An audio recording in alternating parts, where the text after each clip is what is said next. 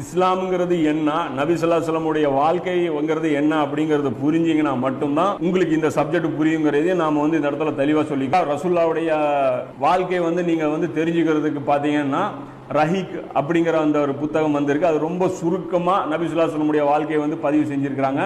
அந்த புத்தகத்தை சகோதரர்கள் படிங்க. அப்போ நபி ஸல்லல்லாஹு அலைஹி வஸல்லமுடைய வாழ்க்கை எதை நோக்கி பயணிச்சது, நபி ஸல்லல்லாஹு அலைஹி வஸல்லம் எதற்காக வாழ்ந்தாங்க, நான் சஹாபாக்கள் கொடுத்த தியாகங்கள்லாம் எதற்காக அப்படிங்கிறது உங்களுக்கு புரியும்.